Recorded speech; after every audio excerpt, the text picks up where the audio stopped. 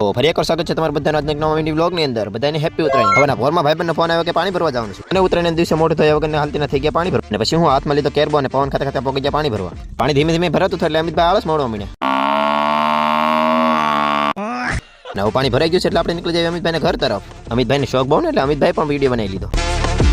નવો ફેરો number 1 complete કરીને હવે બીજો ફેરો મારતા પહેલા બોડી બનાવી લઈએ. પાણી હાવ ધીમે ધીમે ભરાતું છે એટલે અમિતભાઈ કે હું પતંગ ચડાવી લો. અને ભાઈબંધને ભાગતો જોઈ મને ખબર પડી ગઈ કે નક્કી કદો પતંગ કપાણો છે. પતંગ હાથમાં આવ્યો ને એટલે ગાડી લઈને ભાગી જા ગામમાં. અને પછી ઘરે જઈને 9 થઈ ગયા તૈયાર. અને ઘરમાં આ બધાને જોઈને મને પણ આળસ અડતી હતી. ફાઇનલી મારા સુખનો સૂરજ ઉગી ગયો છે અને લાઈટ વહી ગઈ. અને પછી આ બધાનું મોઢું જોઈને બેસી ગયા થોડીક વાર ઝાપટવા.